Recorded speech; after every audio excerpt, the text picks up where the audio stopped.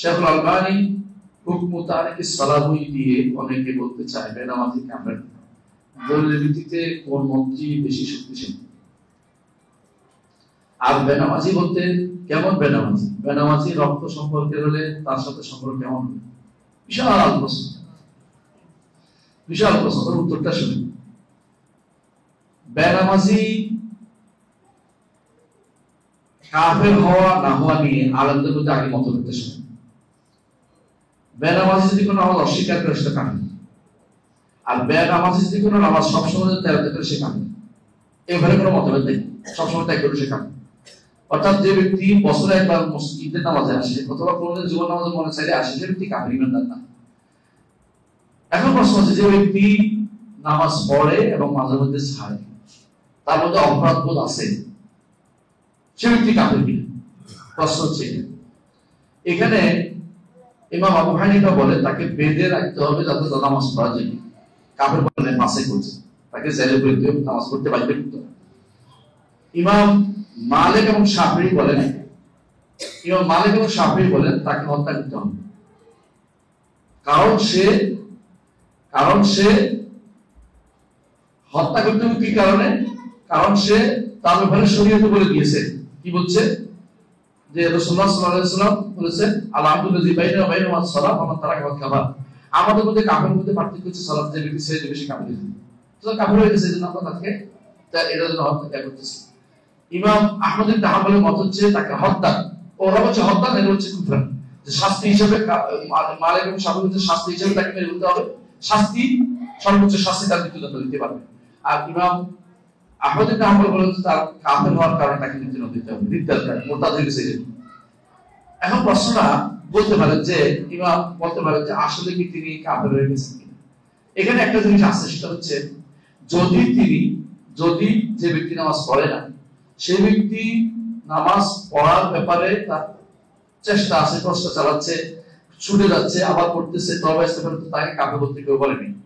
এটা হচ্ছে ওই ব্যক্তি যে ব্যক্তি নামাজের ব্যাপারে অনীহা, আগ্রহ নাই, এবং সে নামাজের ব্যাপারে বিভিন্ন অজুহাত দিয়ে ফিরে যায়।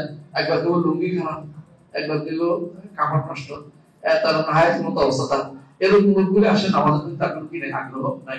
এই লোকগুলি কাফের হওয়াটাই মনটাই আমাদের বেশি শক্তিশালী মনে হয়।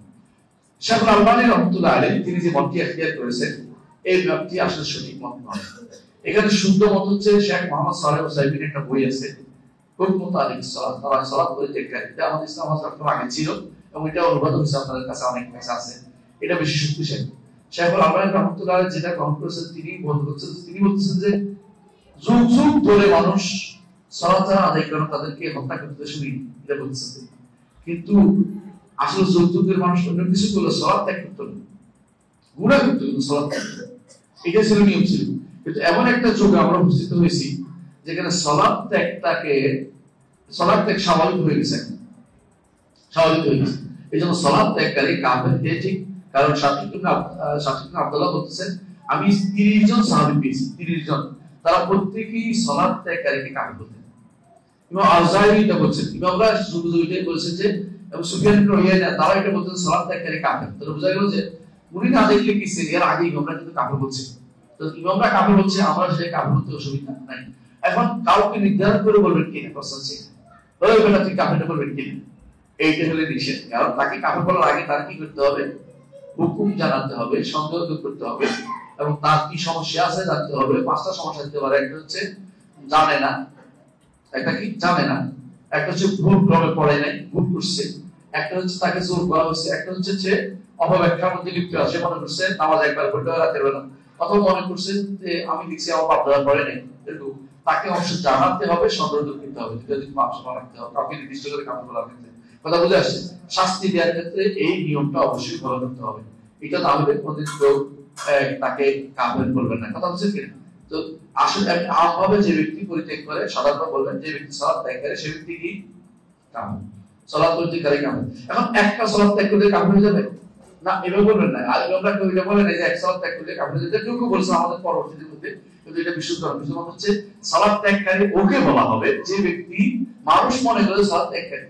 আর যে ব্যক্তি তার ঘরে মনে করে যে মানুষ তো মসজিদে আসে নাই, সেই ব্যক্তি সম্পর্কে মানুষ সন্দেহ করতে পারে, কিন্তু সালাত ত্যাগকারী বলা যাচ্ছে না। তা তো হয়তো ঘরে পড়ে, হয়তো অন্য জায়গায় পড়ে, মসজিদে পড়ে, কিন্তু যে ব্যক্তি সম্পর্কে মানুষ জেনে গেছে সালাত পড়ে না, সেই ব্যক্তি সালাত ত্যাগকারী।